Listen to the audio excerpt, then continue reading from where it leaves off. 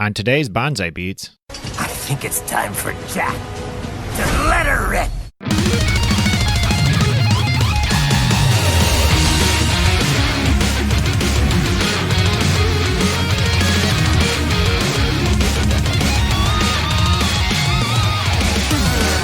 welcome back one and all to this Lightning Bolt Action Edition of Banzai Beats.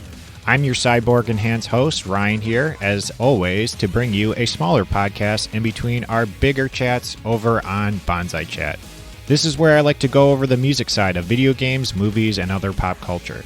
And today I am very excited we'll be diving into the cutting-edge music and game of Metal Gear Rising: Revengeance. Let's get into it.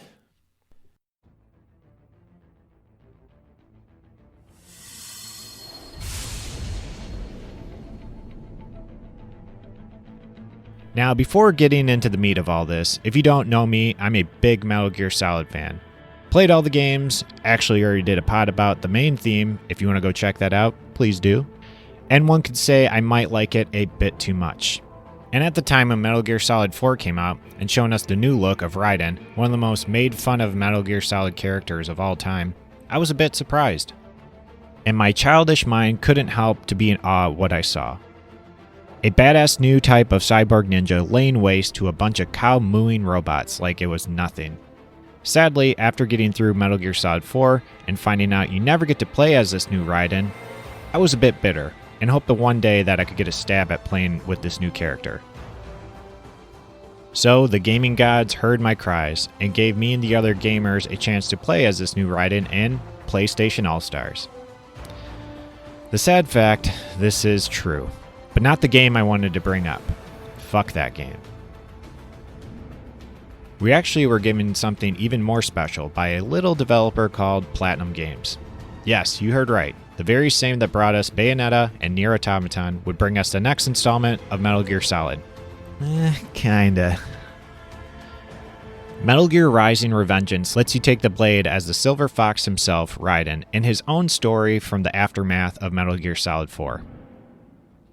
Since Kojima Productions were having trouble figuring out what this game was actually going to be, they decided to pass it on to Platinum Games to take a stab at it, since it seemed to be more in their wheelhouse with their non-stop high-action type of games. I'm sure I wasn't the only fan to be a bit cautious that such a different developer was going to take over the Metal Gear title, but on picking up this new type of Metal Gear, I was happy and surprised at what I played. This over-the-top, no-hiding bullshit, adrenaline rush of a game was a shot to my senses that surprised me in a lot of ways. Having a game that was as long as a cutscene from Metal Gear Solid, but with more gameplay than its previous game, Metal Gear Solid 4, along with all the very stupid, funny humor Metal Gear comes with. Interesting bosses, in my opinion, that could hold up with some of the top Metal Gear Solid villains, and of course, a kick-ass soundtrack to ride this game through.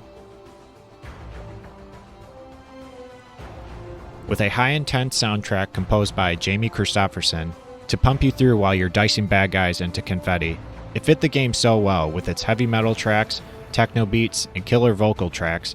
It made me want to replay this game even more to have those songs blasting in the background.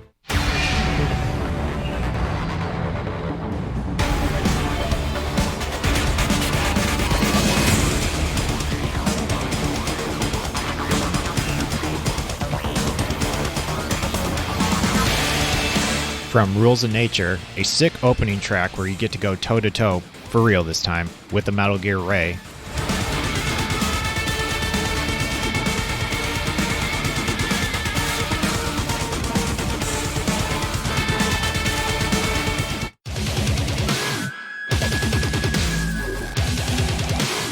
To your Samurai Showdown with Jetstream Sam to the song, The Only Thing I Know for Real.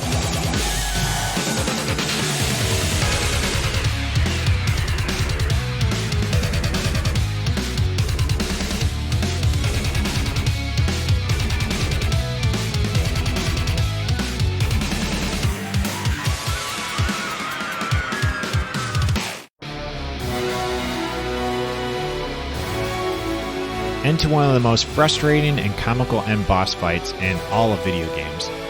Fucking Senator freaking Armstrong with It Has to Be This Way. This song is burned into my head how many times I had to fight this freak. At least it was a good song though.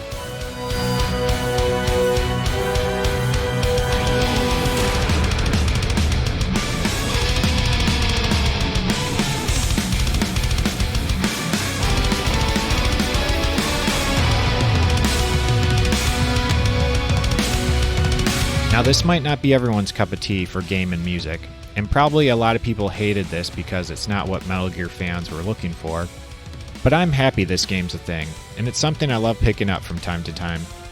When Metal Gear Solid stops taking itself so seriously with all its political mumbo-jumbo, that's really when I appreciate it the most. And this game does that in spades, which I feel like we might never get anytime soon. So do yourself a favor and go have some Cyborg Ninja fun with Metal Gear Rising and jam to those beats till your ears bleed.